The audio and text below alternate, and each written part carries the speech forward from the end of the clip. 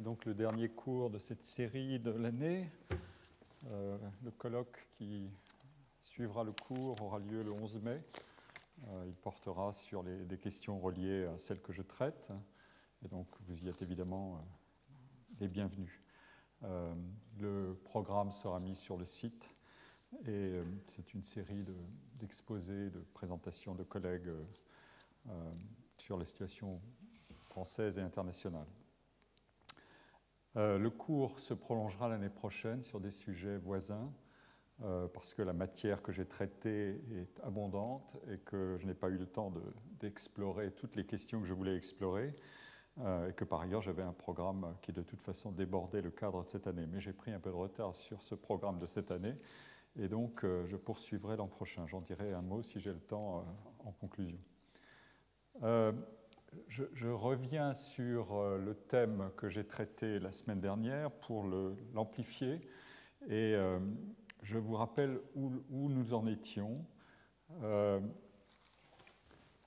J'avais développé une série de points que je voudrais résumer en 3 remarques. La capacité de produire simultanément un enseignement de qualité et une recherche de qualité. Cette capacité est distribuée hiérarchiquement. Elle est plus facile à réaliser au sommet de la hiérarchie pour conjuguer les deux fonctions que dans les étages intermédiaires ou a fortiori les étages inférieurs de la distribution des catégories d'établissement. Deuxièmement, la compétition fondée d'abord sur la qualité et l'intensité de recherche a toutes les chances de figer la hiérarchie car il est plus coûteux, plus risqué, donc plus coûteux de gérer le risque d'obtenir de la bonne recherche que du bon enseignement.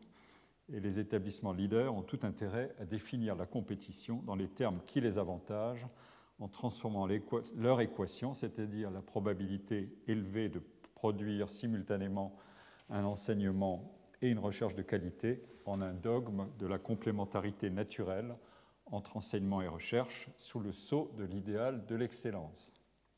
Troisièmement, les établissements qui choisissent de s'aligner sur la compétition dominée par les leaders ont comme seule ressource, et qui ne sont pas des leaders, ont comme seule ressource de concentrer la recherche de l'excellence compétitive sur une partie de leur offre seulement, autrement dit sur certains de leurs départements.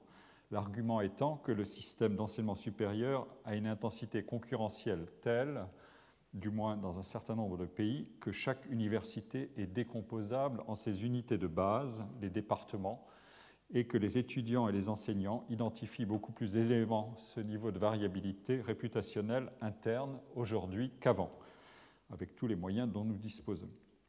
Je laisse de côté la question de savoir jusqu'à quelle limite peut aller l'hétérogénéité de qualité qui est interne aux établissements sans que ceci affecte la réputation d'ensemble d'une université et sans que soit affecté le fonctionnement de l'organisation considérée dans son ensemble. Il existe des universités qui sont dites des messy organizations, des organisations un peu chaotiques. On le dit d'un certain nombre d'universités qui sont devenues très agressives dans leur stratégie de conquête d'un rang élevé dans la compétition face à l'oligopole historique des universités dominantes. Le cas est avéré aux États-Unis. Je ne citerai pas des cas particuliers aujourd'hui, mais la littérature existe sur ce sujet. Et maintenant, j'en viens, après ce rappel, à un problème qui est complémentaire de celui de la concurrence positionnelle et qui concerne très directement les enseignants. J'ai 3 questions à traiter, et c'est le cœur de mon exposé d'aujourd'hui. Comment s'assurer de la qualité des enseignants qu'on embauche, sachant l'incertitude qui entoure la performance de recherche. Deuxièmement, comment s'assurer que cette performance sera durable. Et troisièmement, comment agir sur les comportements des universitaires si leur performance varie ou se révèle moins bonne en recherche, et comment gérer des carrières qui sont soumises, comme je l'ai déjà indiqué, à la loi de la productivité tendanciellement décroissante de la recherche ou de l'intensité de recherche et de la qualité de recherche avec l'âge et l'ancienneté. Cette question est, et je vous rappelle que j'ai pris cette fois-ci le point de vue de l'organisation. J'examine 3 perspectives et je tourne autour de ces perspectives de points de vue différents. La question est d'autant plus difficile pour l'organisation que les enseignants disposent d'un fort pouvoir discrétionnaire sur l'agencement de leur travail.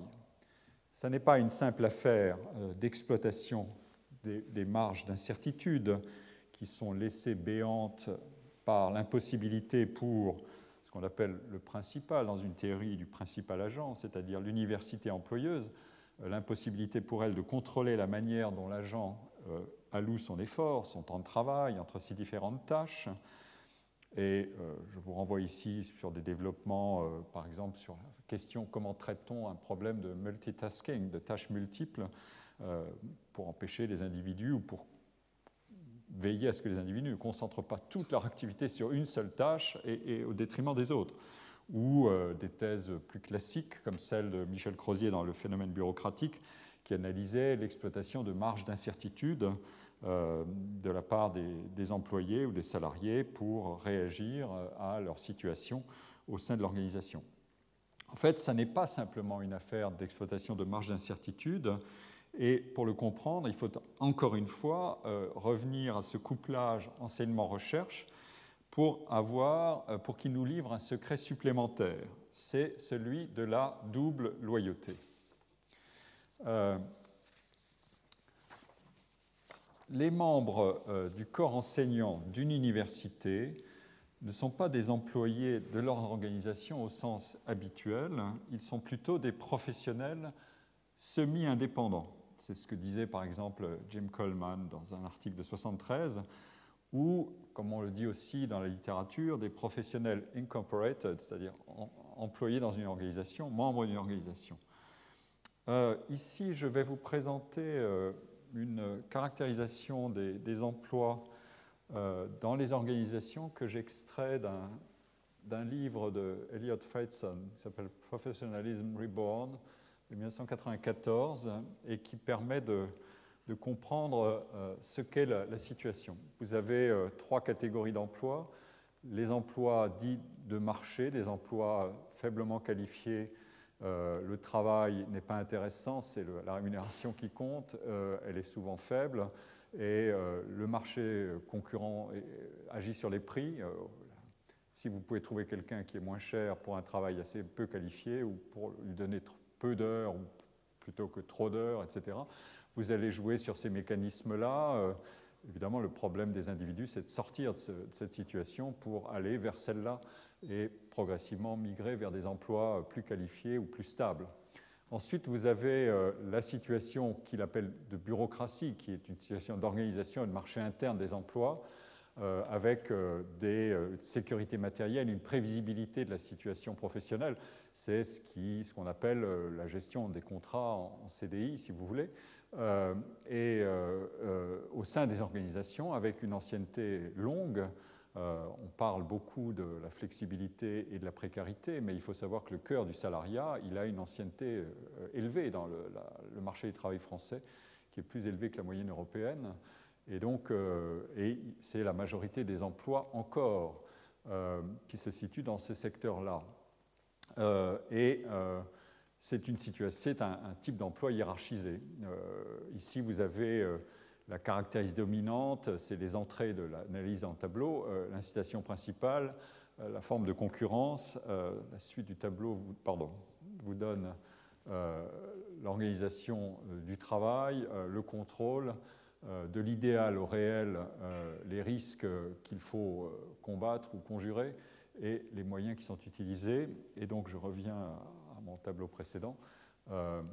La troisième colonne, c'est celle des professions au sens anglo-américain du terme, mais un équivalent approximatif, c'est les professions libérales. Mais ici, je vous rappelle que je me situe dans l'organisation, donc pas dans l'indépendance stricte. Et c'est ça mon point, c'est qu'on a affaire à des métiers qui sont présents dans des organisations, mais dont les représentants et les titulaires se comportent à la manière de professionnels indépendants. Et donc, quelle est la caractéristique dominante ? L'engagement dans le travail, le sens du commitment, le respect des collègues et des pairs, ça, on peut en faire une valeur universelle, mais elle est extrêmement présente parce que la nature du travail, c'est la collaboration entre pairs. C'est une dimension relativement horizontale et le souci considérable des qualités multiples du travail. L'incitation principale, c'est le respect des collègues et le souci du bien collectif comme des facteurs de réputation et de succès. Vous pouvez assez facilement transposer à la situation des scientifiques. Le bien collectif, c'est la progression des savoirs et leur transmission comme bien public. Et la compétition pour la réputation, c'est une sorte de force de base de l'activité dès lors que on est certes mu par des motivations intrinsèques, mais la carrière se développe aussi à travers la relation entre ces motivations intrinsèques et l'espoir d'obtenir une bonne réputation, etc. Et les formes de concurrence, c'est dans ce monde-là la concurrence par la virtuosité et la qualité, et les récompenses sont des honneurs, des distinctions symboliques, et aussi, on va le voir, des gratifications matérielles dans les pays où le marché concurrentiel des emplois fait jouer le levier de l'incitation salariale. Voilà les thèmes. Et dans ce tableau-là, vous avez ensuite des formes d'organisation du travail.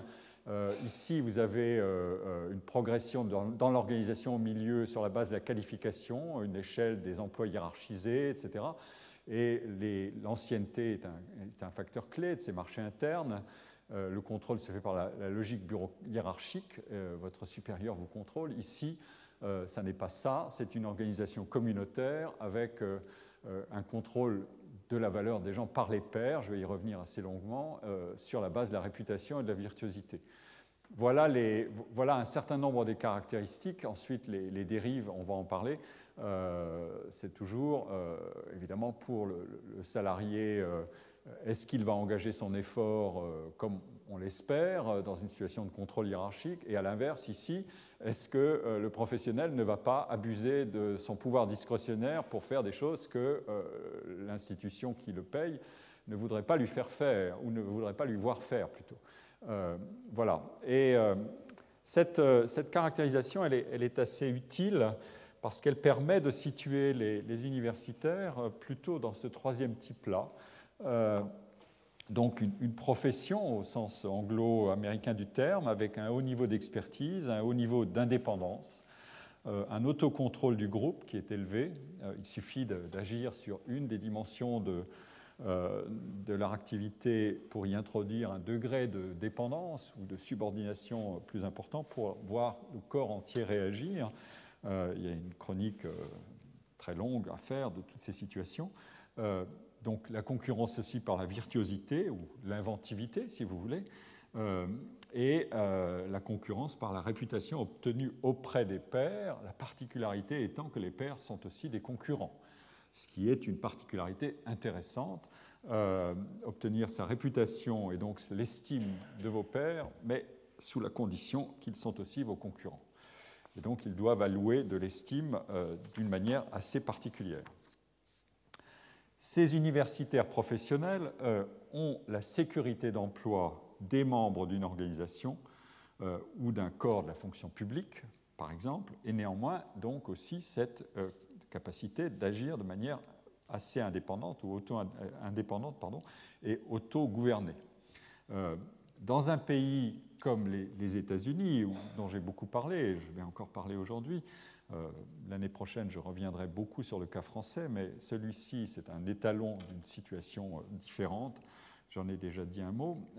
Aux États-Unis, ceux qui obtiennent la tenure, c'est-à-dire la garantie d'emploi totale, une fois qu'ils ont accédé à un emploi d'associate professor ou de full professor, ils ont une sécurité d'emploi totale, et c'est un cas à peu près unique sur le marché du travail américain. Je vous le rappelle, il n'y a quasiment pas d'emploi dans n'importe quel type d'organisation américaine, sur le marché du travail américain ou l'entreprise, il n'y a pas d'emploi qui bénéficie d'une garantie équivalente à celle du professeur tenured aux États-Unis. Et l'essentiel des actes d'évaluation qui structurent les carrières sont par ailleurs le fait des universitaires eux-mêmes, qui sont considérés comme les seuls capables et les seuls habilités à pouvoir juger du travail, des qualités et des mérites scientifiques de leurs pairs. Il en va ainsi pour les études doctorales, jury de thèse, comité de thèse habilité à délivrer le titre, pour le recrutement pour les premiers emplois, pour la titularisation et pour les mouvements de carrière, c'est-à-dire la mobilité entre des emplois à la faveur d'un recrutement dans une autre université. Tout ça est organisé autour de multiples informations et évaluations que fournissent les pairs. J'en traiterai dans la troisième partie de mon exposé. Ces pairs sont les membres de l'université, les membres de la communauté extérieure de l'université, etc. Donc, il en va aussi de même pour l'allocation de la plupart des fonds de recherche par des instituts ou des agences qui font appel le plus souvent à des comités d'experts et à l'évaluation par le peer reviewing, l'examen des dossiers par les pairs. En cumulant l'ensemble des leviers du peer reviewing, on peut voir se constituer en quelque sorte une méta-organisation qui enveloppe et coiffe toutes les organisations. Cette organisation, c'est celle de la communauté professionnelle qui impose sa hiérarchie extra-organisationnelle ou supra-organisationnelle aux organisations elles-mêmes pour des parties absolument essentielles de l'activité et de la carrière des individus. Avec la sécurité d'emploi des membres d'une organisation et avec leur ancrage, d'autre part, dans une communauté de pairs dotée de ces règles et de ces hiérarchies et principes d'évaluation, les universitaires sont donc à la fois des salariés et des indépendants. Leur culture principale n'est pas la culture de l'organisation et de ses principes de commandement. Et la supériorité accordée à la recherche pour l'avancement dans la carrière, pour la mobilité entre les organisations et pour la stratification des organisations aiguise un problème de double loyauté. Loyauté à l'égard de l'organisation qui vous emploie et du corps dont vous dépendez, et loyauté à l'égard de la communauté auprès de laquelle vous obtenez estime, ressources, échanges, connaissances, etc. Alliance et concurrence. Ce problème de double loyauté serait difficile à gérer si les universités étaient elles-mêmes des organisations classiques dans lesquelles le personnel des enseignants-chercheurs serait en quelque sorte une exception à gérer tant bien que mal. Mais les universités ont beaucoup plus de traits et de structures de gouvernance d'une communauté autocontrôlée que d'une organisation hiérarchisée habituelle, en tout cas pour un certain nombre des dimensions de leur organisation. Je ne vais pas détailler ici les éléments de cette structure de gouvernance des universités, ni les différences selon les contextes nationaux, ni les évolutions récentes. Ce sera l'objet d'un développement l'année prochaine, mais je voudrais insister simplement ici sur 2 points. Dans la plupart, sinon l'ensemble des universités, les structures de délibération et de décision sont essentiellement constituées à partir d'instances collectives, de comités, de conseils ou, de manière plus symbolique, qu'opérationnelle, de sénats. Ces instances sont composées d'enseignants, de cadres administratifs, de représentants des étudiants et des autres catégories d'actifs, de personnel. Mais pour ce qui touche au recrutement, aux promotions et aux titularisations des enseignants et à l'évaluation des départements des programmes d'enseignement et de recherche, ou même à l'évaluation de l'université tout entière par l'extérieur, ce sont les membres du corps enseignant, internes ou externes, qui sont détenteurs de la seule légitimité incontestable. D'autre part, la plus grande partie des rôles clés d'administration des départements et des universités dans leur ensemble sont à un certain nombre de différences près qui tiennent à l'éventuelle professionnalisation des fonctions de président d'université. Ça n'est pas le cas en France, mais ça existe dans un certain nombre de pays, comme aux États-Unis, où vous avez une chronique très développée des carrières des présidents d'université et aussi de leurs salaires considérables et du marché des emplois de présidents d'université.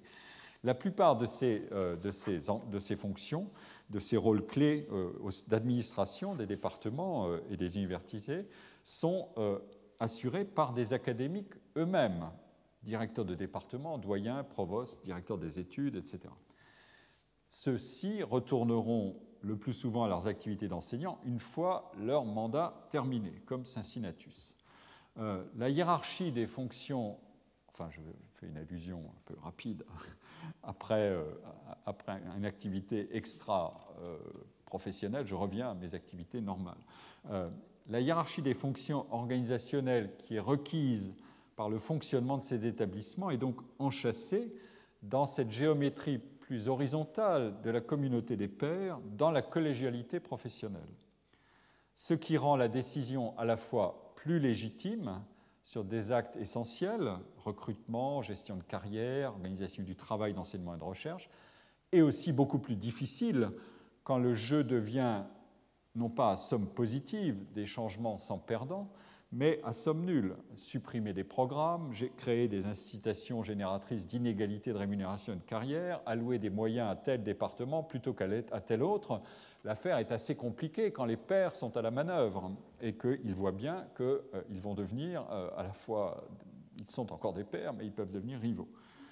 Les critères de choix et les procédures de prise de décision sont pour une part non négligeables, plus vagues et moins codifiées que dans un univers de rationalité orienté, comme je l'ai dit la semaine dernière, vers un objectif, par exemple, de profitabilité sous régime d'organisation hiérarchique des emplois et des responsabilités. Les réformes de gouvernance introduites en Europe à la faveur de la culture du New Public Management transforment ces mécanismes flexibles, communautaires et pour partie informels. Mais l'exemple, et c'est un point important, mais l'exemple de la généralisation du recours au peer reviewing illustre le phénomène, et celui-là il n'est pas modifié, il illustre ce phénomène d'encastrement dans des méta-organisations détentrices de la légitimité des choix d'allocation des moyens nationaux à travers des comités d'experts choisis d'ailleurs dans la partie la plus reconnue de la profession. Et j'en ai donné l'exemple à travers le Research Assessment Exercise qui a été rebaptisé Research Excellence Framework pour les Anglais la semaine dernière. Je reviendrai sur cette question l'an prochain parce que le gouvernement par les pairs a aussi ses problèmes, bien sûr, notamment s'il est filtré par des choix de pairs qui ne sont pas des choix naturels, mais qui sont des choix construits. Le recours à des instances externes indique comment sont gérés ces problèmes d'allocation compétitive des moyens qui sont difficiles à résoudre en interne sans déclencher les difficultés, les jeux et trafics d'influence et les stratégies manœuvrières suscitées parce que je m'indiquais comme un jeu à somme nulle, qui serait arbitré en interne par vos pairs qui sont aussi vos collègues. C'est une vraie difficulté. Alors, les deux traits que j'ai examinés, cette double loyauté des universitaires et la particularité de la gouvernance des universités, illustrent un point que je vais indiquer. L'action des établissements universitaires sur le comportement de leur corps professoral est une action complexe, ou pour le dire autrement, la marge d'action discrétionnaire que se réservent les universitaires dans leur travail n'est pas une sorte de dérive, mais une donnée constitutive de la double identité professionnelle des enseignants-chercheurs. Alors, j'en viens donc à ce point. Comment les universités s'y prennent-elles pour recruter leurs enseignants sur la base de qualités requises qui sont pour partie normalement distribuées, comme je l'ai dit, et pour partie asymétriquement distribuées et incertaines. Il faut du temps pour qu'elles se révèlent. Puis ensuite, comment font-elles pour orienter les comportements, allouer les tâches dans un système sous contrainte de marge discrétionnaire attachée à cette double loyauté des universitaires? Et enfin, comment gèrent-elles les carrières, étant donné le profil temporel différent de productivité des tâches? On peut admettre que la productivité dans l'activité d'enseignement est assez constante dans le temps d'une carrière, alors que, comme je l'ai dit, celle de la recherche est différente, elle va décliner. Alors, premièrement, Comment identifier les chercheurs enseignants à recruter? J'ai parlé dans mon cours précédent de la fonction de production multiplicative qui caractérise les métiers dans lesquels la réussite est incertaine, dans le cours antérieur, pardon, mais dans lesquels aussi la contribution d'un individu ou d'une équipe en cas de succès à la réussite de toute l'organisation engendre des gains de valeur, de profit, de réputation, etc., plus que proportionnels à ce qui fait la différence de ces individus à succès avec les autres professionnels de l'organisation. Et j'ai aussi indiqué que, tout comme le succès y était incertain, les qualités nécessaires pour réussir n'étaient pas décelables avec certitude. Tout simplement, je le rappelle, parce que le dosage des qualités existantes et aussi des qualités qui peuvent se révéler au cours de la carrière pour exercer ces métiers, ce dosage est heureusement indéchiffrable a priori, même s'il existe un certain nombre de conditions nécessaires à satisfaire qui jouent le rôle de premier filtre sélectif. Alors, face à cette situation, quelle est la stratégie que mettent en place les institutions scientifiques et universitaires pour trouver les individus qu'elles cherchent? C'est une stratégie du déséquilibre. Beaucoup de candidats entrent dans la course pour exercer l'activité qui est gratifiante et prestigieuse, mais aussi risquée, la recherche. Et c'est après une succession d'épreuves que la décantation s'opère et que certains vont émerger et être sélectionnés. Bien sûr, comme je l'ai déjà indiqué, la situation sera intenable si tous ceux qui s'engagent dans ces épreuves concurrentielles et sélectives ne peuvent pas disposer de solutions de couverture des risques qu'ils prennent en cas d'échec.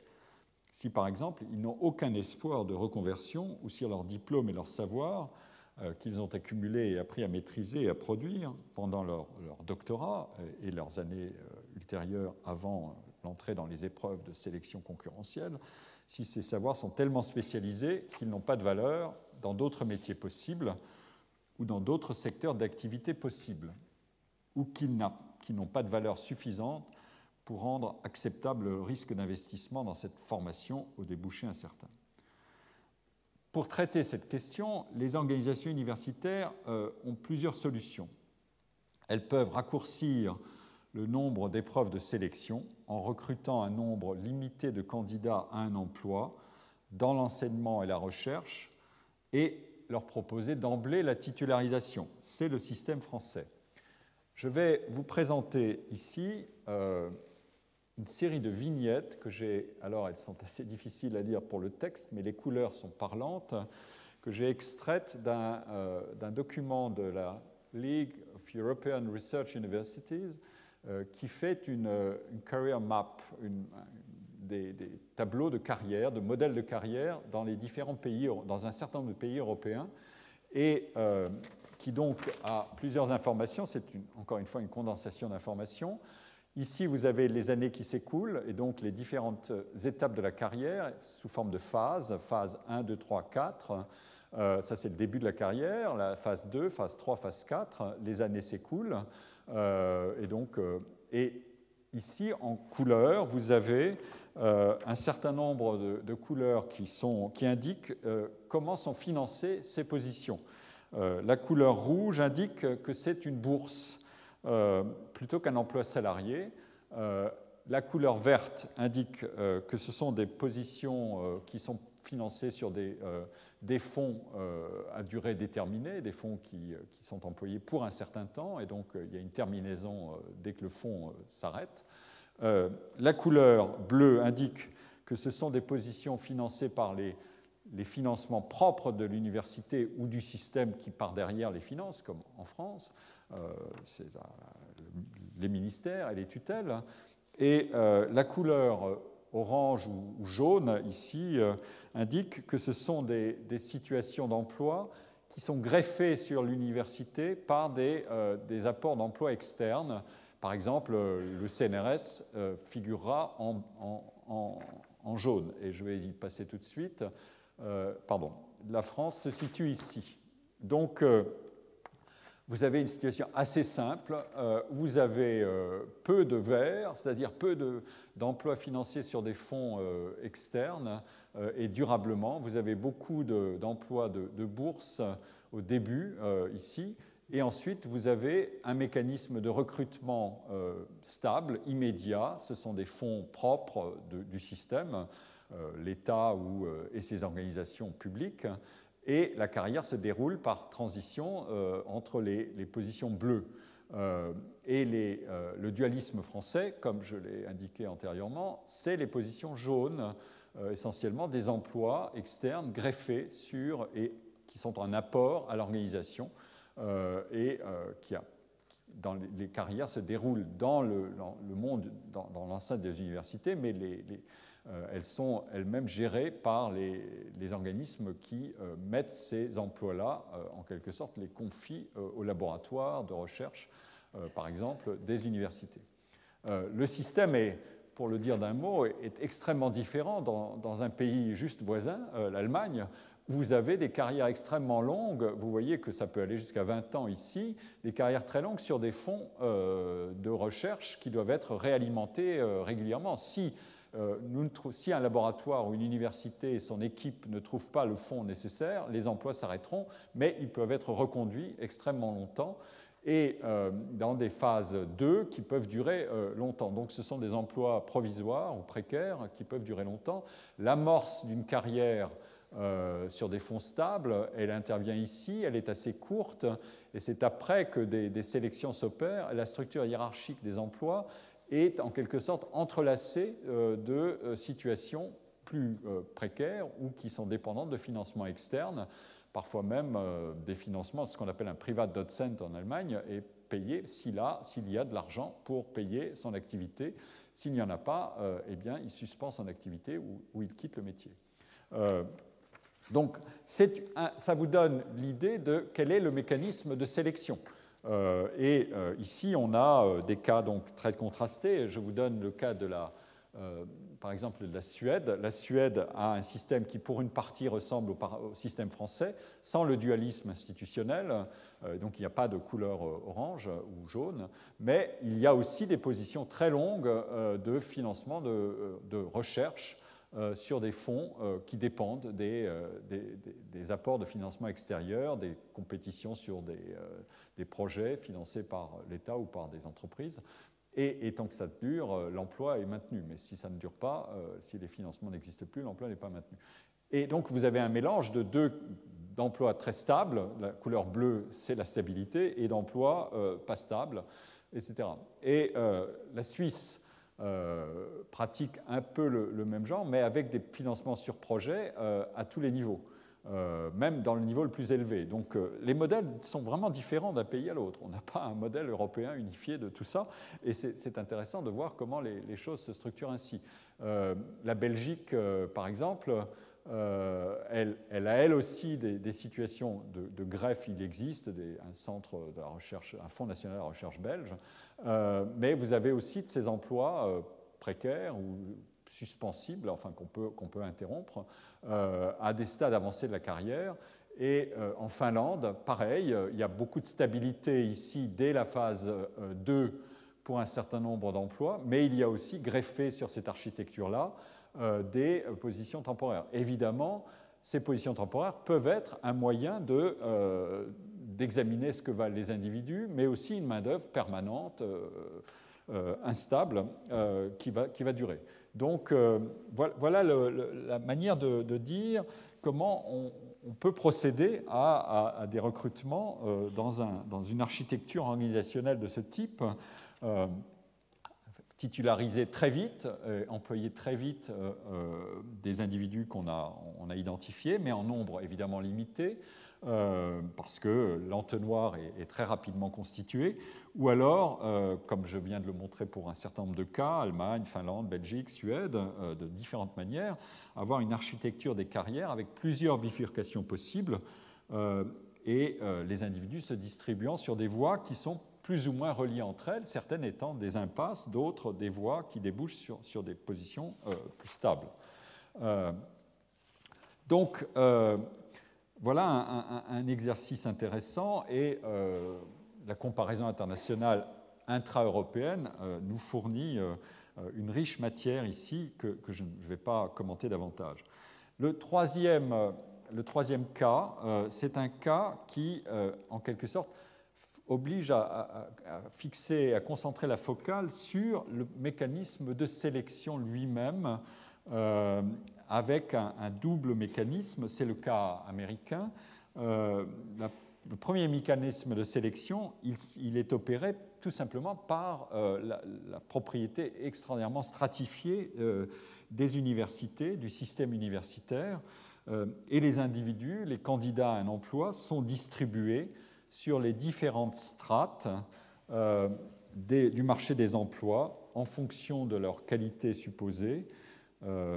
Les meilleurs candidats, c'est-à-dire le plus souvent ceux que produisent les meilleurs départements, c'est-à-dire ceux qui ont été sélectionnés pour leurs études doctorales par ces départements, qui ont été formés et qui ont bénéficié de tous les avantages qu'offrent ces départements, avant d'en devenir des représentants dans la course aux emplois. Ces candidats se présentent sur le marché des postes les plus enviables des universités de pointe et, en cas d'échec, par exemple de conjoncture défavorable, de pénurie de postes, d'intensité de compétition très élevée, de mouvements en accordéon de l'offre et de la demande pendant une période donnée. Ça, c'est un point intéressant. Quand il y a un mouvement d'accordéon, il y a un retard à l'entrée dans la carrière qui peut se perpétuer en termes de désavantages cumulatifs, sans que l'individu y soit pour rien. Donc il y a un effet d'aléa par composition qui est très impressionnant. Soit encore, ils peuvent se placer, en cas d'échec, ils peuvent se placer sur des positions de réserve qui sont fournies par leur département. C'est une activité très, très minutieusement organisée dans les universités, parce que ne pas placer un de ces étudiants, c'est une catastrophe. Donc, on va leur donner des post-docs de plus, des bourses qui sont prolongées, des emplois, des mix entre TA et RA, Research Assistant et Teaching Assistant, etc., et avant qu'ils recandidatent. Ou alors, ils vont choisir un poste dans une université moins prestigieuse où, s'ils continuent à être actifs en recherche, ils obtiendront des avantages et des résultats qui leur permettront, qu'ils pourront monnayer ensuite pour revenir dans le premier cercle des emplois plus prestigieux quand ils vont chercher un poste tenured ou avoir une mobilité. Ça, c'est le mécanisme de la stratification qui s'impose à l'ensemble du système et à toutes les organisations par une méta-organisation stratifiée. Le deuxième mécanisme, c'est celui de la fameuse titularisation, de la tenure. Ça, c'est un point vraiment intéressant à examiner. L'emploi d'assistant dans un système comme ça ne procure aucune garantie formelle. C'est le premier étage de l'emploi, phase 2 si vous voulez, ou 2 ou 3, ça dépend de la manière dont on compte.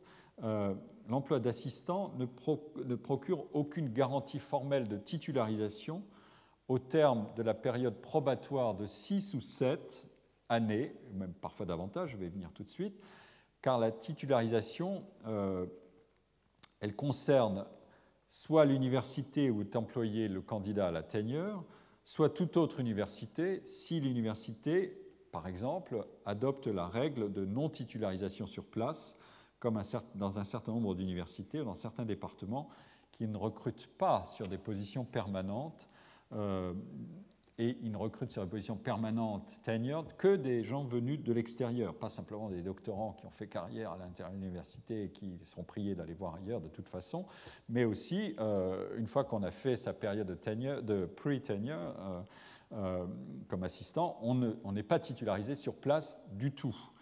Il y a un certain nombre d'universités qui en font une règle. D'ailleurs, vous allez voir, elle peut être appliquée de manière assez variable.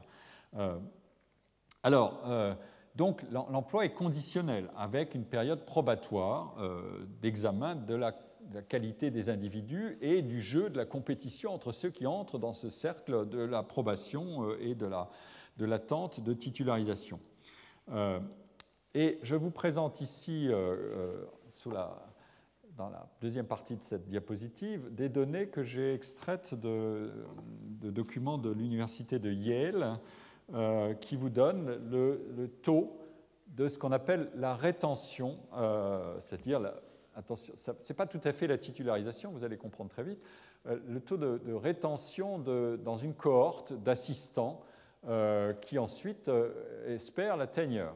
pourquoi est-ce que la rétention, ce n'est pas un taux simple de titularisation? C'est qu'une partie des individus, au cours de leur période d'assistant professor, se sont évaporés, ils partent.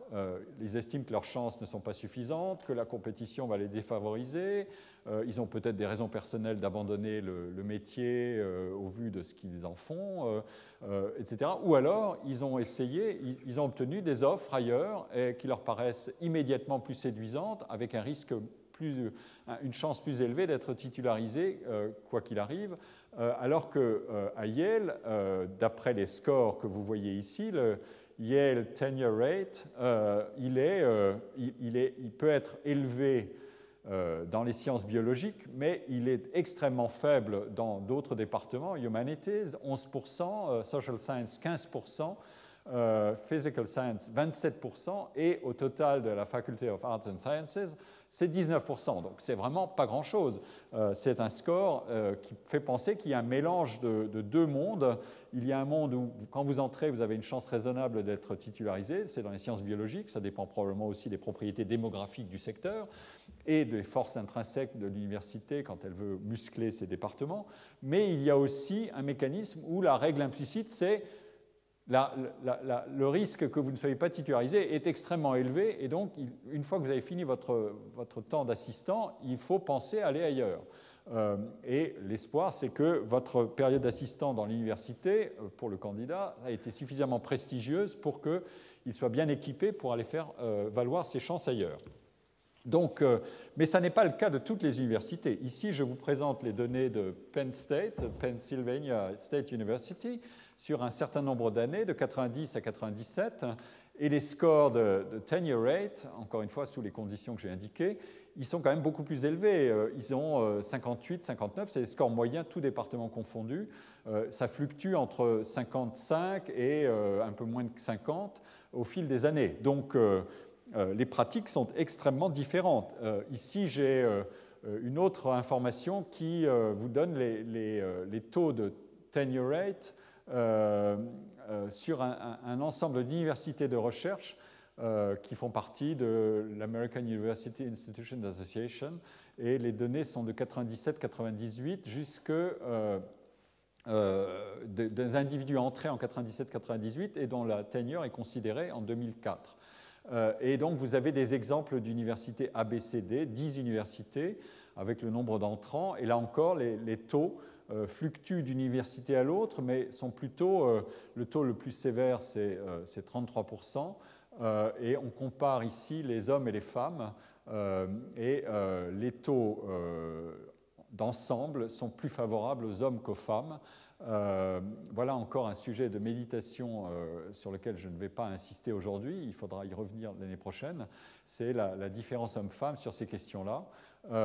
Mais le score, vous voyez, là aussi, il va varier beaucoup, il va varier en fonction des universités, on peut aller jusqu'à 67%, 2/3, donc la sécurité dans un poste d'assistant peut être assez élevée une fois que vous avez été recruté, mais elle n'est que de 33%, donc d'un tiers dans cette université-là. Et comme vous l'avez vu à Yale, les taux sont encore inférieurs. Il faudrait évidemment faire une analyse beaucoup plus générale, mais je ne la connais pas. Pour l'instant, je n'ai pas de document de synthèse sur ces questions-là. Dernier graphique que j'ai extrait d'un rapport sur une discipline particulière, c'est les départements de langue et littérature, et l'association qui fournit cette donnée dans un rapport s'appelle Modern Language Association. Et on a une analyse de la carrière type par chance, par degré d'évaporation, si on peut dire, 100% de détenteurs du doctorat qui entrent dans une situation de tenure track position dans les 5 ans qui suivent la thèse. Il y en a encore 60% qui va être considéré pour la tenure dans l'institution où ils ont été recrutés, 38%, et qui va obtenir la tenure là où ils ont été recrutés comme assistant professeur, 34%.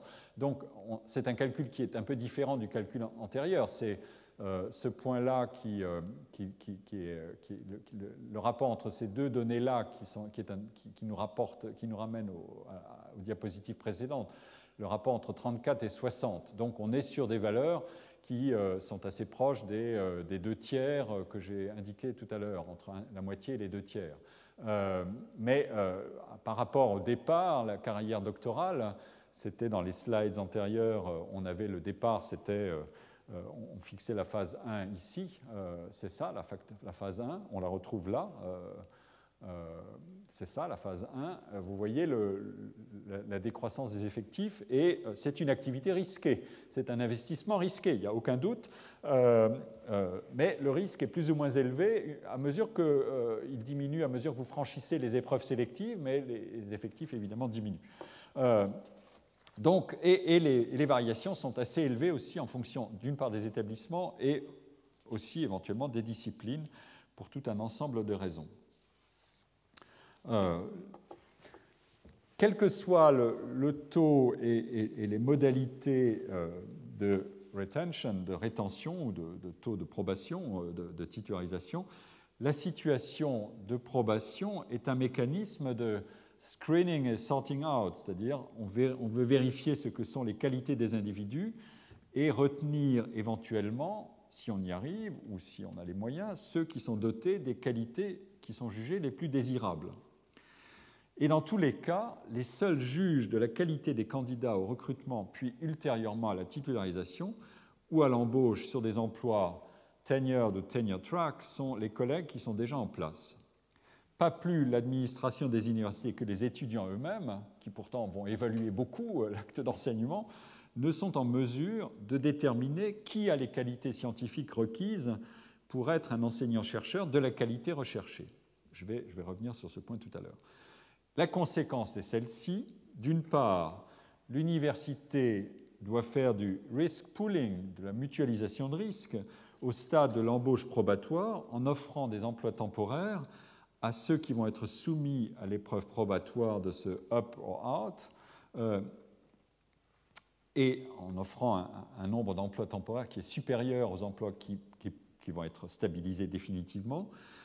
Ou alors, ils vont offrir des emplois, plus rarement, à ceux qui, de toute façon, devraient ensuite quitter l'université et se faire titulariser ailleurs si, comme je l'ai dit, l'université ou le département en question n'offre pas d'emploi de titularisation sur place. Et, comme je l'ai dit, les pratiques sont très variables, même au sein d'une même université, selon les départements qui peuvent ou non adopter une règle coutumière de promotion sur place ou non, comme les données que j'ai présentées le montrent.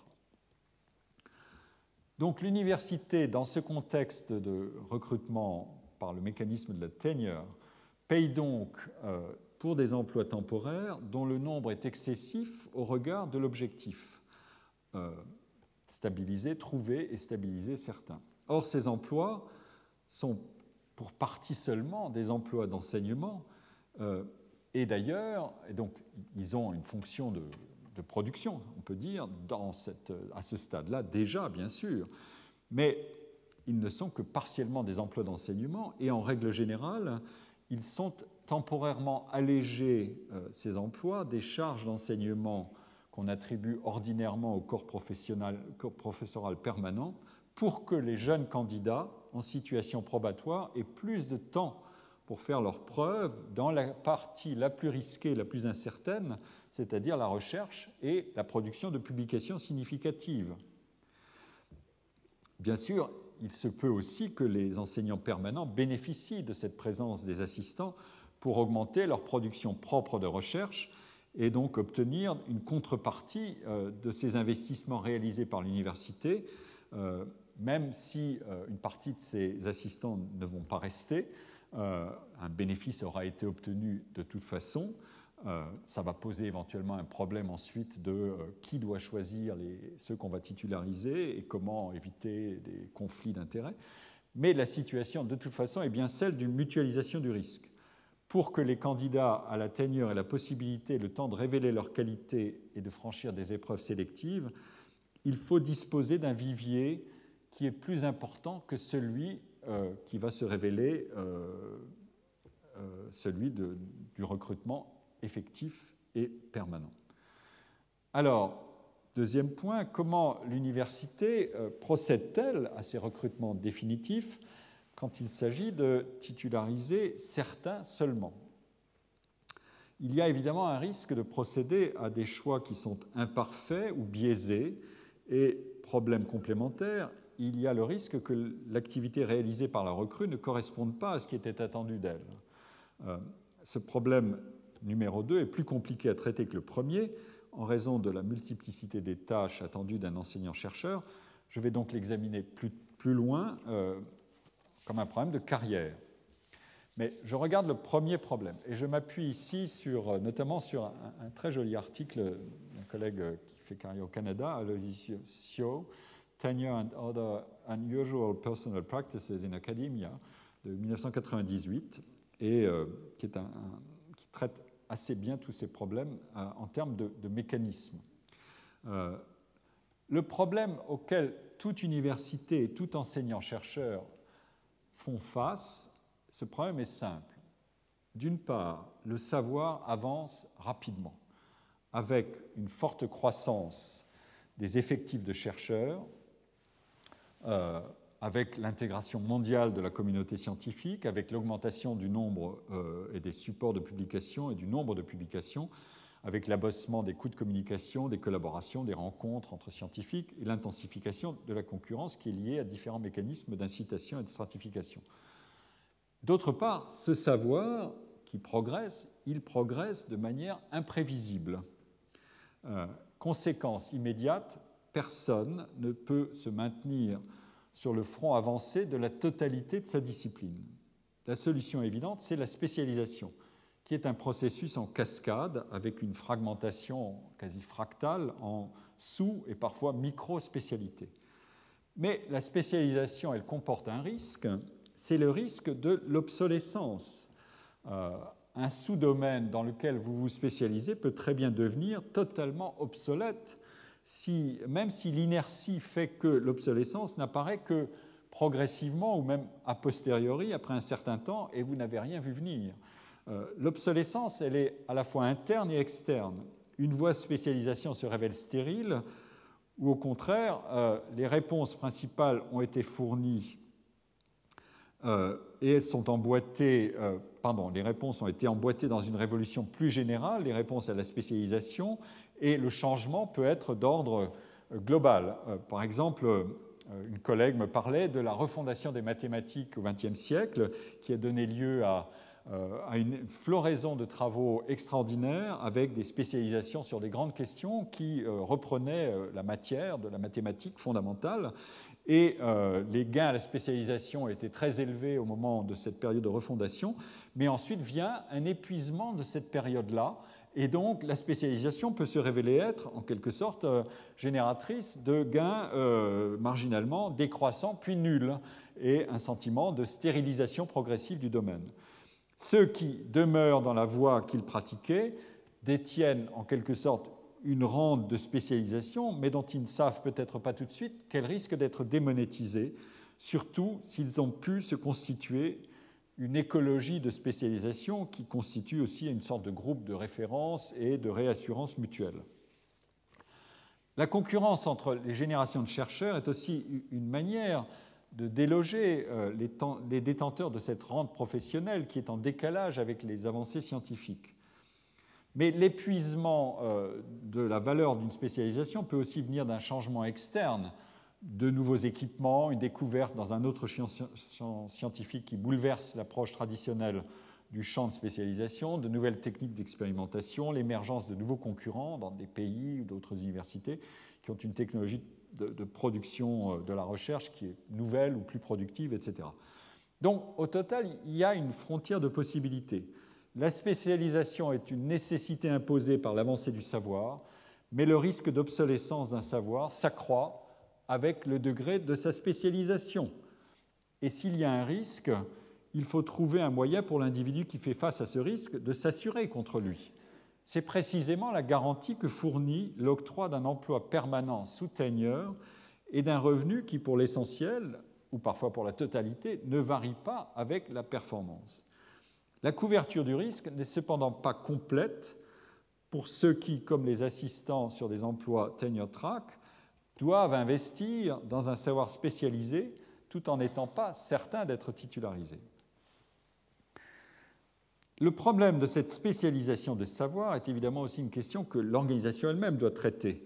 Il s'agit de définir l'équilibre entre la productivité de la recherche spécialisée que l'université doit observer, notamment par exemple quand elle veut recruter et titulariser des assistants, et qu'elle doit encourager pour se maintenir sur le front avancé du savoir, d'une part, mais aussi la nécessité de couvrir des parties essentielles de l'enseignement non doctoral qui sont beaucoup moins spécialisées par essence, d'autre part.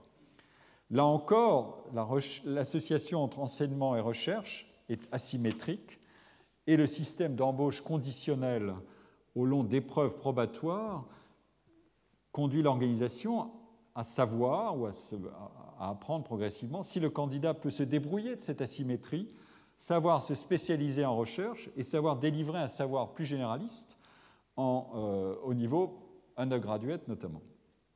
La période probatoire est en réalité une période pendant laquelle les assistant professors relèvent le défi de l'asymétrie en étant, par ce mécanisme d'embauche conditionnelle, incités d'ailleurs à élever leur niveau d'effort de toute façon. Je vais vous montrer ici une preuve possible de cette affaire.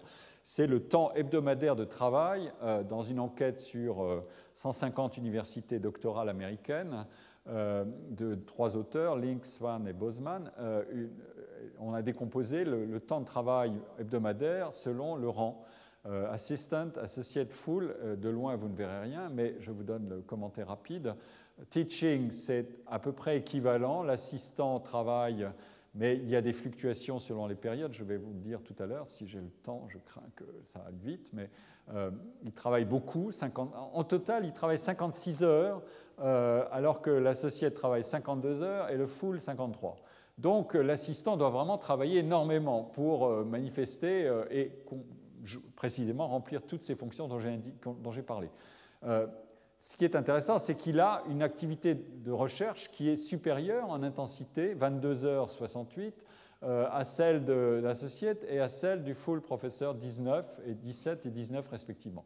Donc vous voyez que le problème, c'est celui-là. L'assistant a une période de très grande intensité de travail où il doit remplir tous les rôles, et notamment celui de recherche, parce que c'est celui qui est le plus incertain et celui sur lequel une grosse partie de la sélection se fera, du moins dans les universités doctorales qui sont celles qui sont concernées par cette enquête.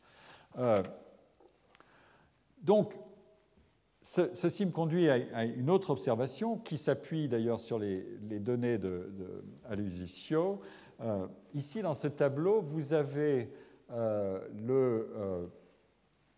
la situation d'ancienneté dans les universités, selon qu'elles sont doctorales ou non. La valeur de référence, c'est non doctorale, et c'est donc la variable ici qui est active. Et l'ancienneté dans le rang de la colonne 1, c'est la colonne des positions d'assistants, et la colonne 2, c'est les full professors. L'ancienneté dans les universités doctorales des assistants est supérieure à celle qu'elle est dans les collèges, parce que, tout simplement, on doit prendre plus de temps pour faire ses preuves. C'est l'inverse quand on est full professeur. L'ancienneté dans une université est moins longue parce que la mobilité est plus élevée. On va jouer sa chance pour avoir d'autres expériences de travail ou éventuellement de meilleurs salaires, je vais y revenir, avec plus d'intensité. Et donc, le signal est négatif de près d'un an. Donc, la demande de compétences, elle est multiple et elle conduit à avoir une durée avant la titularisation qui est plus élevée. Je vais vous le montrer tout de suite. Ici figurent des données de l'université de Yale qui sont des données qui montrent quelle est la durée pendant laquelle on va observer les individus. Alors, j'ai dit tout à l'heure que ça se passe sur 6 années. Normalement, c'est une période de 6 années. Mais vous voyez que l'affaire continue. Les chances de titularisation décroissent. La fonction, c'est le nombre d'individus qui vont être titularisés par rapport au nombre de candidats, c'est f de x, et les probabilités avec le temps qui s'écoule, 2 ans à 10 ans. Le maximum, c'est 10 ans. Donc vous voyez qu'il y a encore une vie après les 6 années clé et cruciale. On va continuer à regarder, on va laisser encore le jeu se décanter ici, parce qu'on n'a pas extrait toute l'information et qu'on a besoin d'un délai supplémentaire. Au total, les données montrent que la durée moyenne de titularisation, elle n'est pas de 6 ans, mais elle est de 7 ans, elle peut aller jusqu'à 7 ans et demi, etc. Et on a encore ensuite des individus qui vont être titularisés au bout de 10 ans. 12% de ceux qui auront été titularisés l'auront été au bout de 10 ans. Et en moyenne, c'est 13%, 12% des humanités, et au total, dans l'ensemble du système à Yale, c'est 13%. Donc, on a besoin de temps. Mais ceci est intéressant, même si on est dans des univers de sélection qui ne nous sont pas familiers, parce que ça révèle la complexité d'un mécanisme de sélection et de recrutement sous les conditions d'asymétrie d'information et d'incertitude.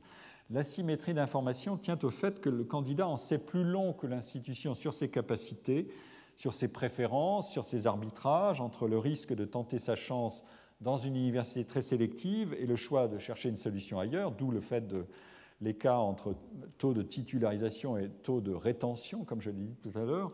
En revanche, l'institution, elle en sait plus long sur ses besoins et sur le profil qu'elle recherche. D'autre part, l'incertitude tient au fait qu'une partie de ce que doit apprendre le candidat sur l'emploi et sur ses chances d'y réussir ne peut être appris que sur le tas, de manière séquentielle. Et l'université, le département, les collègues qui le composent ne peuvent eux-mêmes apprendre la qualité du job match, c'est-à-dire la qualité de l'appariement entre eux-mêmes et les candidats, que progressivement. Donc, c'est la solution de la fameuse tenure clock, comme on l'appelle là-bas, qui consiste à réduire l'incertitude par un traitement séquentiel de la situation.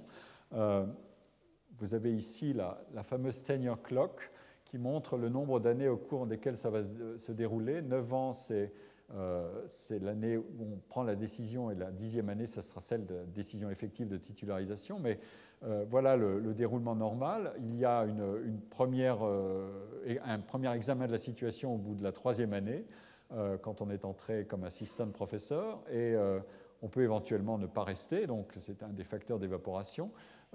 Et au bout de 6 ans, on a c'est le terme théorique de la situation. Et donc, on va examiner si on promeut ou non. Mais en bas, vous avez un autre mécanisme qui est la possibilité de prendre des congés soit financés par une bourse, soit financés par l'université pour faire de la recherche ou pour être disponible sur un programme de recherche et donc accumuler des forces. Et là, vous n'enseignez pas du tout. Donc, on a bien un compteur et un countdown, un compte à rebours qui tourne, mais avec des suspensions possibles qui vont éventuellement prolonger la situation.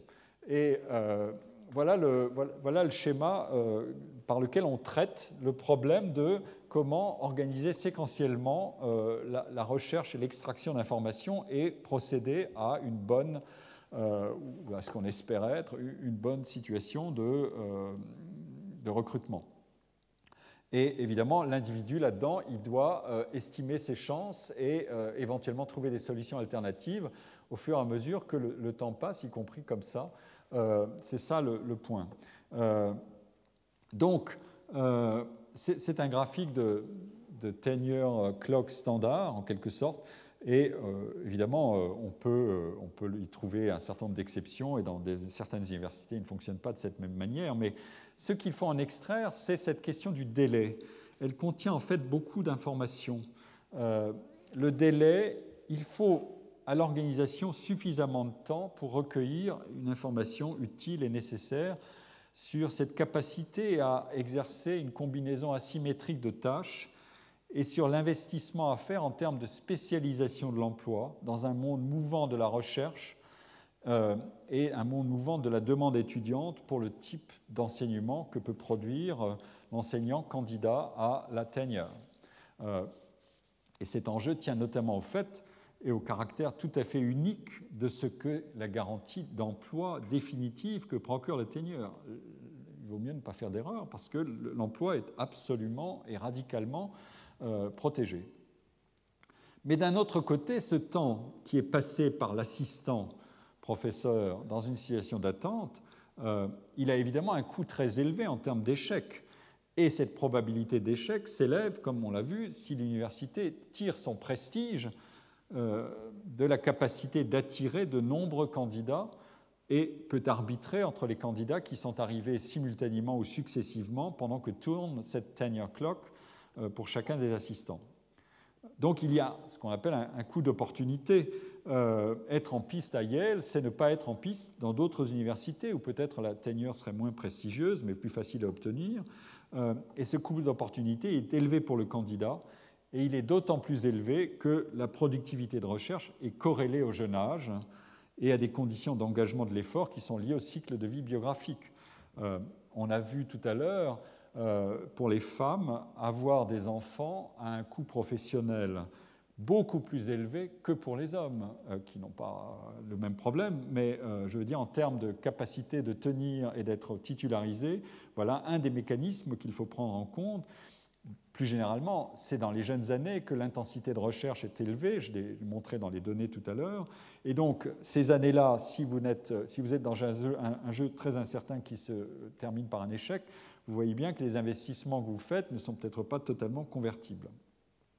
Mais c'est aussi d'ailleurs un coût pour le département qui cherche les candidats et qui fait un investissement, et un coût pour les professeurs qui parrainent tel ou tel candidat, qui vont investir eux-mêmes, qui vont être tentés d'allonger la période probatoire pour augmenter les chances de leur protéger et pour repousser le moment critique de la décision. Alors, la question est pourquoi recourir à des processus aussi sophistiqués de recrutement probatoire ? J'ai indiqué le motif d'asymétrie, d'information et d'incertitude, mais il faut compléter la réponse. Le contexte est celui, comme je l'ai dit, d'un avancement du savoir scientifique qui conduit à la spécialisation croissante. L'organisation, l'université, ne détient pas les moyens d'expertiser ce savoir que détient un candidat, ni sa capacité à l'augmenter ou à le diversifier. Elle doit mettre en œuvre un des rôles fondamentaux qu'exercent les enseignants-chercheurs dans leur vie professionnelle et qui est l'expression de la structuration des emplois selon un marché professionnel. Ce rôle, c'est celui de gatekeeper. Ici, référez-vous à un article de Zuckerman et Merton de 1972, Age, Aging and Age Structures in Science, qui décrit les 4 rôles fondamentaux, enseignement, recherche, administration et gatekeeping. Le gatekeeping, c'est la multiplicité des actes d'évaluation qu'exercent les enseignants-chercheurs dans toutes sortes de rôles, recruter, embaucher, titulariser, expertiser des articles, expertiser des dossiers de promotion interne-externe, expertiser des projets de recherche, des financements dans des panels qui attribuent des financements sur concours, etc. Ces enseignants-là, dans ce rôle-là, sont les seuls qui peuvent évidemment exercer le rôle qui est, parce qu'ils sont les mieux informés, ils sont les plus légitimes pour procéder au choix de recrutement. C'est donc une question d'expertise, mais qui a évidemment une résonance tout à fait particulière dans un système d'emploi comme celui du monde académique. Alors, j'ai parlé tout à l'heure du risque inhérent d'obsolescence des connaissances dû à l'avancement de la science et à la spécialisation, et j'ai aussi mentionné le problème de la courbe déclinante de productivité en recherche.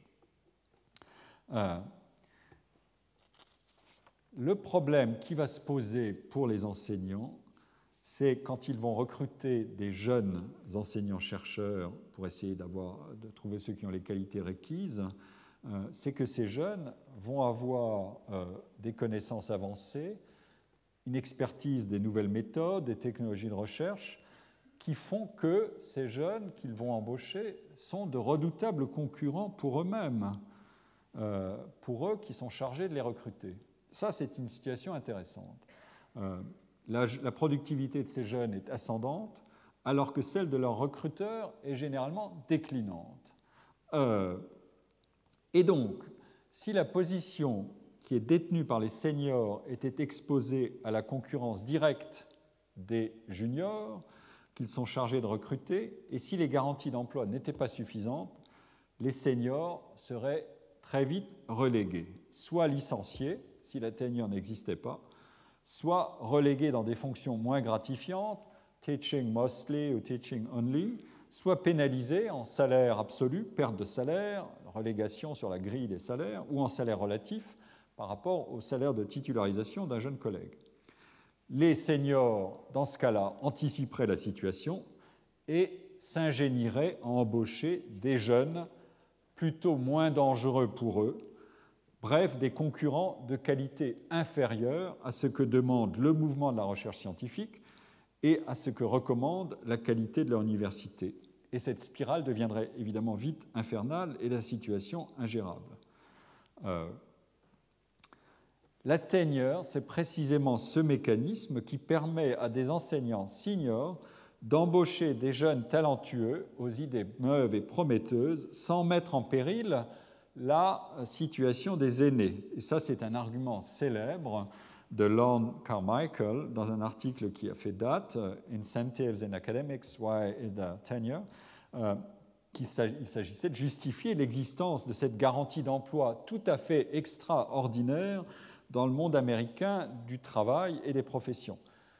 Cette garantie d'emploi suscite, parce qu'elle est extraordinaire, des protestations fréquentes dans différentes parties de la société américaine. Par exemple, un parlementaire, généralement conservateur, s'indigne publiquement de voir un universitaire tondre sa pelouse un mercredi après-midi, au lieu d'être à son bureau. Et du coup, soulève la question, mais puisqu'il a une garantie d'emploi, il fait ce qu'il veut, est-ce que cette garantie d'emploi est justifiée ?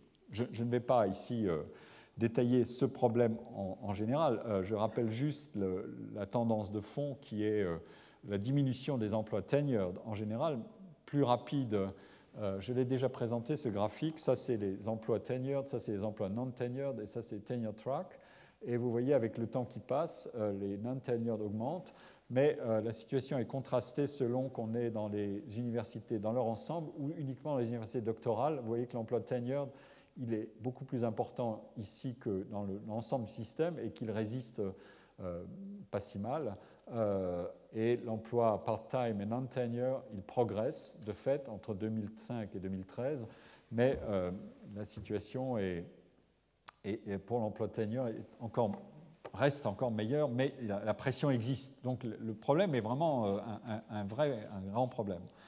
Donc, la tenure, en quelque sorte, fournit une réponse possible à ce problème de est-ce que les seniors savent embaucher les meilleurs ou pas. Si ce sont des concurrents qui les délogent, c'est impossible. Donc il faut cette garantie d'emploi. C'est le mécanisme même de la science, de son avancement et de sa spécialisation qui sont les ressorts. Ce ne sont pas des décisions qui tiennent à tel ou tel système, c'est le ressort fondamental du système. Ensuite vient la question, mais qui doit donc procéder à ces recrutements ?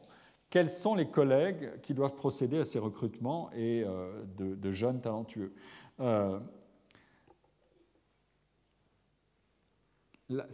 Et ici, il y a cette contrepartie de la garantie exceptionnelle d'emploi qui est fournie par la tenure.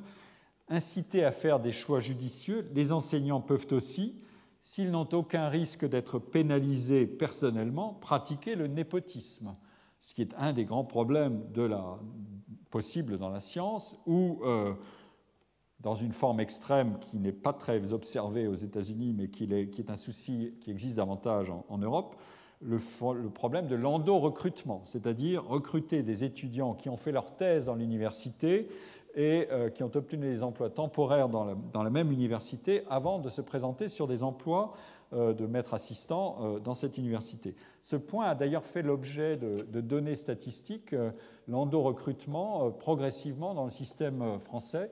Ici, je vous présente des données qui ont été publiées très très récemment et qui font partie de l'exploitation des recrutements, ce qu'on appelle l'origine des enseignants-chercheurs, recrutés lors de la campagne 2014, quand il y a une ouverture générale des emplois, session synchronisée, et on a un taux d'endo-recrutement, donc on le surveille. Et il est passé de plus de 30% à un peu moins de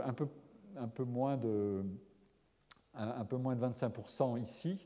Donc on a un quart des emplois qui sont de ce type-là.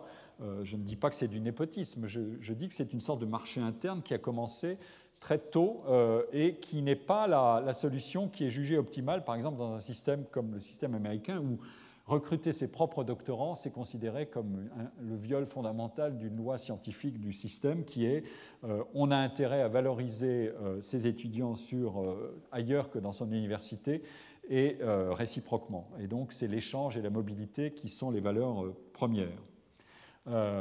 Et ce genre de données fait l'objet de contrats d'objectifs aujourd'hui entre l'État et les établissements.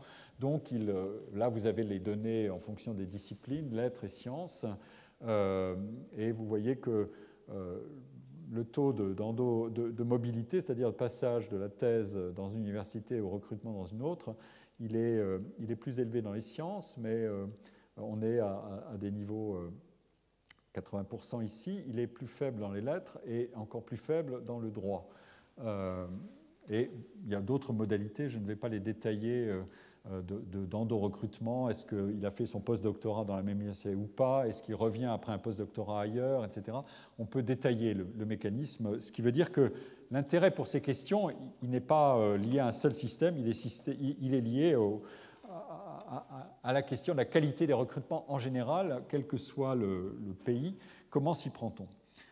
Alors, le risque de népotisme, d'avantager de manière indue des protégés, il pourrait être combattu si l'universitaire qui est à l'origine directe du recrutement d'un enseignant-chercheur était personnellement comptable de la qualité de ce que va faire ce jeune enseignant-chercheur après quelques années. Mais donc on pourrait dire on a là un système d'incitation anti-népotisme, puisqu'il y aurait un risque que peut-être ce jeune ou cette jeune candidate et cette jeune recrue ne soient pas aussi efficaces qu'on l'a voulu, parce que celui qui l'a recruté pour de mauvaises raisons, ou qu'il n'a pas favorisé les candidats les plus intéressants. Le problème, si on faisait ainsi, c'est qu'une bonne partie du comportement de la jeune recrue est hors du contrôle de celui qui a été responsable de son recrutement.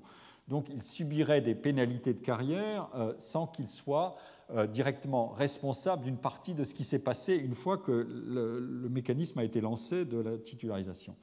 Et comme ce risque ne peut pas être diversifié, et comme d'autres collègues ont été impliqués dans les délibérations, cette voie-là est impraticable. On ne peut pas lutter contre le népotisme de cette manière-là. Le mécanisme qui est le plus efficace contre les biais de sélection des candidats, si vous voulez, pour parler plus généralement qu'en termes de népotisme, c'est le recours à l'expertise des pairs dans et hors de l'université, notamment à travers la somme d'informations qu'on recrute à l'extérieur via ce rôle de gatekeeper que chacun dans le système exerce. Donc on demande aux collègues d'autres universités d'évaluer les candidats à travers des avis écrits que consultent évidemment les collègues de l'université et aussi les étages supérieurs, le provost, le dean, le chair, le dean, le provost et le président, quand la mécanique de la titularisation est lancée. Ici, je vous présente des données qui sont extraites du rapport de la MLA, de la Modern Language Association, que j'ai tout à l'heure déjà utilisé. C'est que dans votre institution, est-ce qu'on demande des lettres à l'extérieur? Il y a 2/3 des institutions qui le font. Et dans votre département, est-ce que votre département est obligé de répondre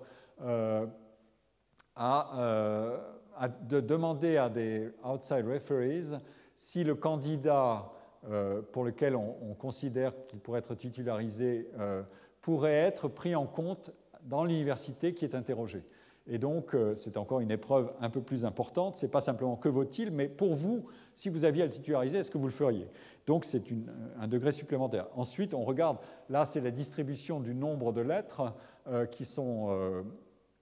de l'utilisation du mécanisme des lettres. Et vous voyez, là, on différencie les universités par leur rang. Les universités doctorales sont là, celles qui délivrent simplement un master, qui ne vont pas plus haut, sont là, et celles qui délivrent un baccalauréat sont là. Et l'affaire est c'est assez simple. Celles qui sont doctorales le pratiquent de manière quasi générale, à 93%.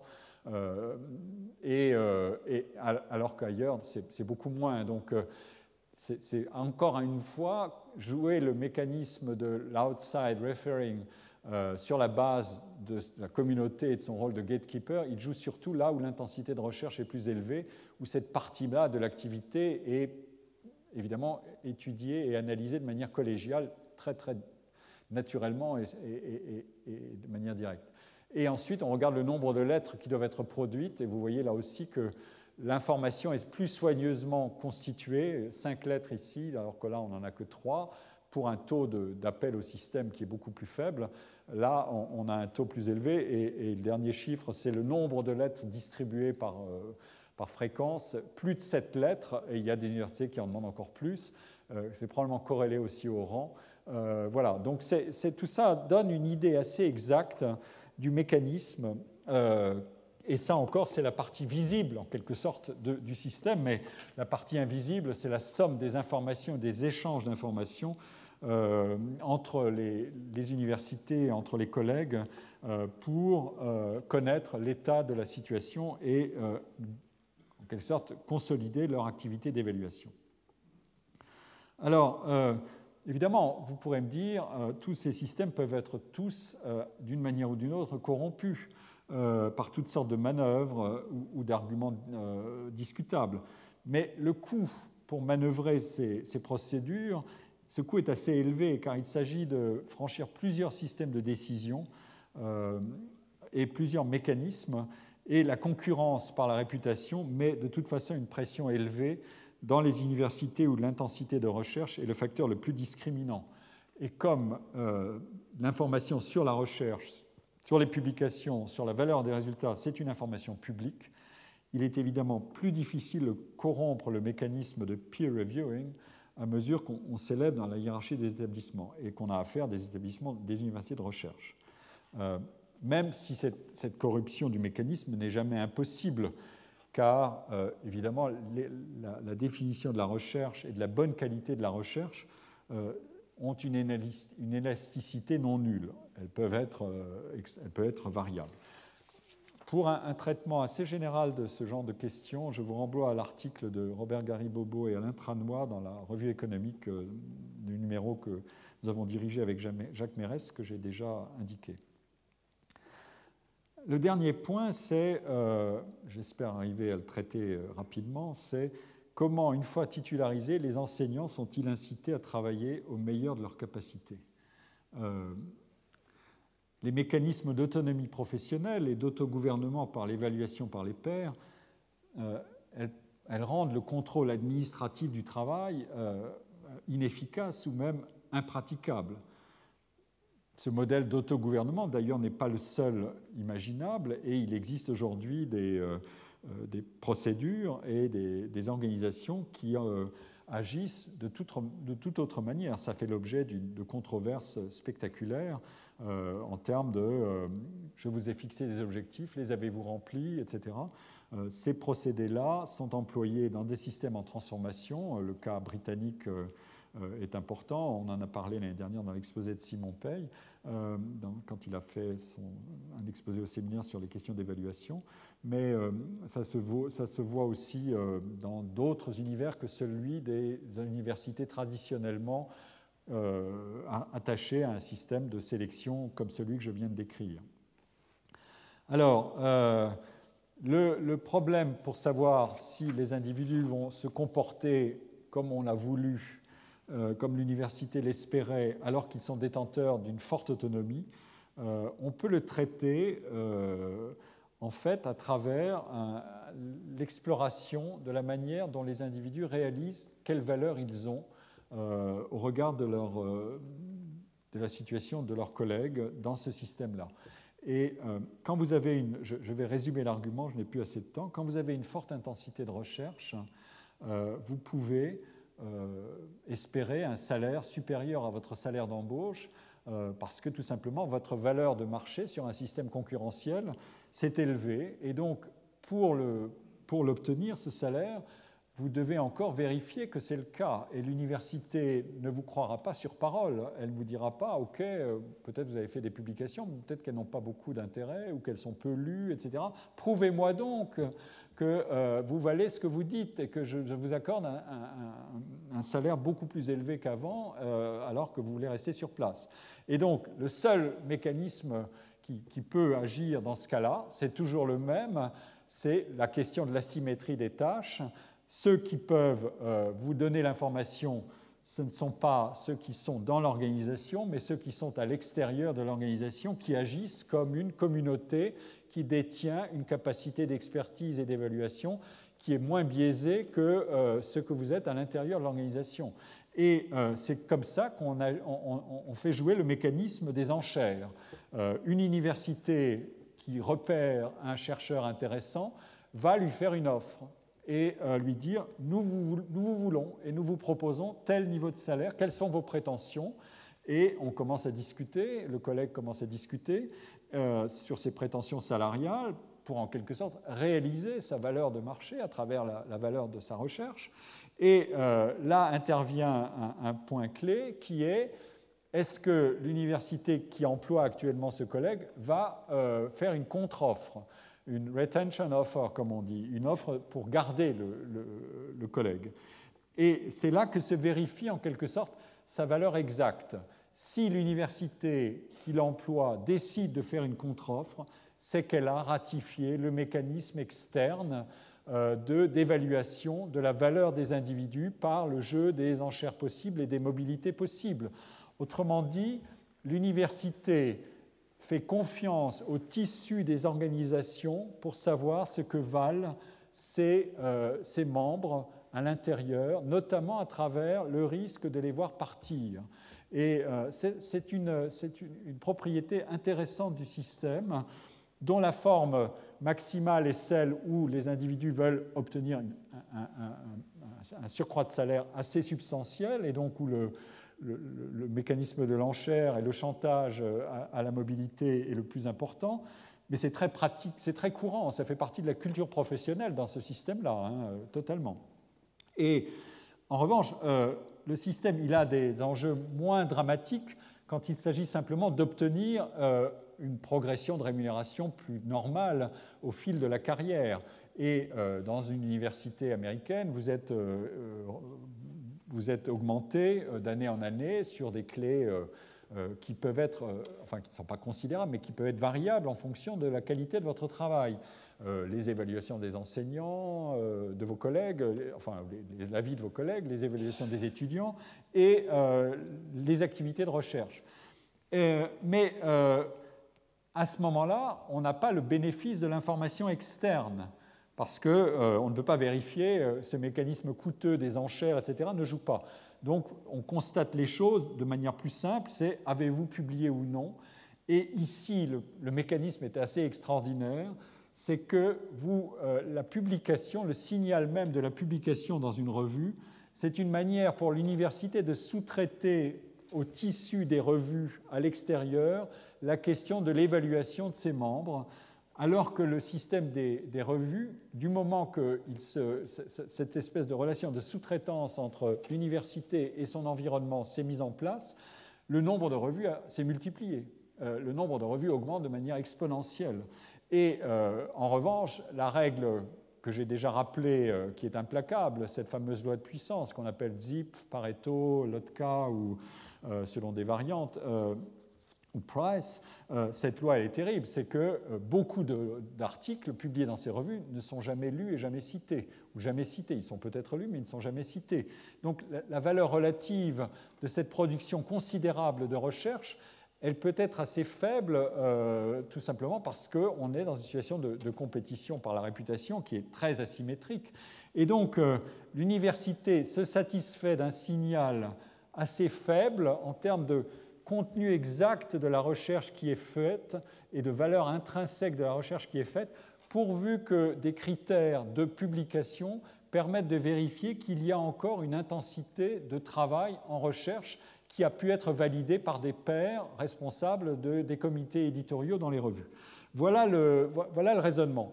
Donc, pour ce qui est de l'activité d'enseignement, elle est strictement sous le contrôle de l'évaluation à l'intérieur de l'organisation, comme je l'ai souvent rappelé. Ceci est un mécanisme important. Le dernier point, c'est celui de « mais au fil du temps, comment vont se passer les choses ?» Je vous donne juste ces quelques diapositives pour terminer.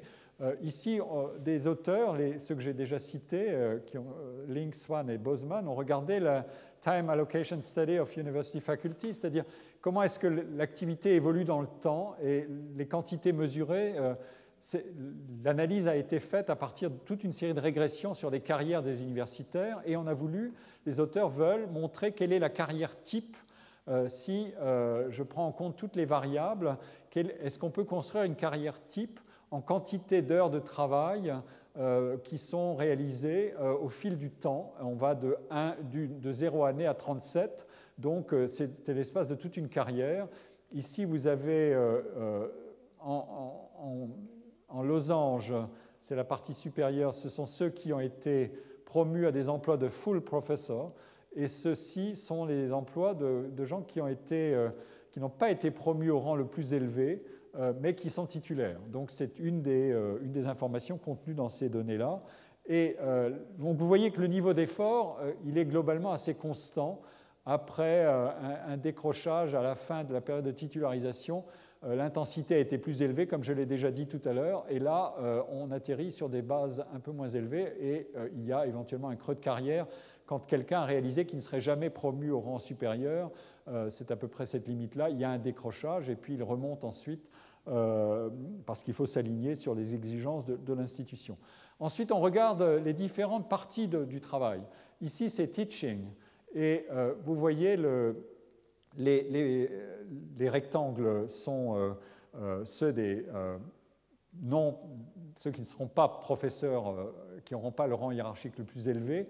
Vous voyez que le teaching va monter de manière croissante à mesure que le temps passe, alors que c'est l'inverse pour les full professors. Donc il y a un bénéfice statutaire d'avoir joué le jeu de l'épreuve sélective et des compétitions par rang sur l'agenda de travail. Le travail de teaching load, ça veut dire l'équivalent de ce qui est considéré comme une désutilité, quelque chose qui n'est pas le plus valorisant. Ceux qui ont le rang statutaire le plus élevé vont progressivement l'abandonner un peu plus à ceux qui sont, tout en ayant une intensité de travail normale, mais ceux qui n'ont pas le rang le plus élevé vont en prendre une part plus que proportionnelle à leur écart de statutaire. Ici, vous avez la recherche. Alors, cette information est encore une fois intéressante, c'est-à-dire que ceux qui ont le losange sont ceux, vous voyez que le niveau décroît dans le temps, mais ceux qui ont pu maintenir une intensité de recherche assez élevée, qui sont une très petite minorité de professeurs à un âge assez avancé, eux ont une intensité de recherche relativement, plus élevée, notamment parce qu'ils ont un temps de travail d'enseignement qui a diminué. En revanche, pour ceux qui ne sont statutairement pas au sommet, vous voyez que le mécanisme est très clair. Il y a un effet de substitution entre enseignement et recherche. Ici, vous avez les activités de service, c'est-à-dire qu'est-ce qu'on fait. C'est à la fois le rôle de gatekeeper, mais aussi les rôles impliqués dans l'administration. Et vous voyez que ça monte au fur et à mesure que le temps passe. Donc ce sont ces arbitrages complexes que doivent faire les universitaires parce qu'ils ont plusieurs rôles à jouer dans le temps. Et vous voyez que au fur et à mesure que le temps passe, il y a un moment où ça s'inscrit sur l'agenda, quoi qu'on fasse, il y a un plateau. Bon, ça n'est pas le cas au début, mais le gatekeeping, le rôle de gatekeeper et de service sont inscrits progressivement dans l'agenda et ne quitteront plus cet agenda, donc vont entrer en concurrence avec les deux autres rôles. Et puis ici, vous avez les activités de grant writing, d'écrire des projets pour avoir des financements. Et vous voyez que ceux qui n'ont pas le statut le plus élevé vont progressivement décrocher par rapport aux full professors qui ont une intensité d'activité sur des valeurs évidemment beaucoup plus faibles en termes d'intensité de travail, mais tout ça s'additionne pour fabriquer le total que j'ai présenté en premier. Donc, cette information, pour terminer, c'était la dynamique de carrière dans un système à fonctions multiples, à tâches multiples, avec incertitude sur la tâche la plus valorisée et réalisation dans le temps sous contrainte de productivité décroissante après sélection, pour résumer l'exercice. Derrière ça, derrière tout ce que j'ai dit, il y a des mécanismes qui sont explicites et des mécanismes qui sont implicites. Je ne peux pas développer, mais je vous renvoie pour une analyse théorique de ce problème à l'article de David Martimore, toujours dans ce même numéro de la revue, on a assez bien choisi notre affaire, qui explore ce problème des mécanismes explicites. Explicite, ça veut dire je vous donne un bonus si vous réalisez vos performances, comme dans une entreprise. Implicite, ça veut dire je laisse le travail se faire par une conjonction d'informations de la communauté et de vos pairs, etc., mais pas sous des conditions conditionnelles extraordinairement rigoureuses. Donc, et les incitations implicites ont pour propriété organisationnelle de créer plus de confiance que les incitations explicites où il y a un phénomène de rivalité et d'inégalité croissante entre les mêmes membres de l'université. Donc ce sont des vraies questions très importantes et qui méritent d'être exploitées théoriquement. Je termine ce cours cette année sur ces points et je vous donne, si vous le voulez, rendez-vous l'année prochaine parce que je continuerai sur ces questions-là. En traitant notamment de la grande question des disciplines, des variations entre les disciplines sur beaucoup des dimensions que j'ai explorées. Je présenterai des analyses de cas. Je traiterai aussi ce cas que je n'ai pas développé cette année, bien que j'en avais annoncé l'intention, qui était la question des étudiants. Comment se comportent-ils dans ce système? Et je partirai notamment de données françaises que nous exploitons actuellement, comme je l'ai dit au début, et que nous aurons bien avancé, dont l'exploitation aura bien avancé au moment où je reprendrai ce cours l'an prochain. Je vous remercie pour votre attention.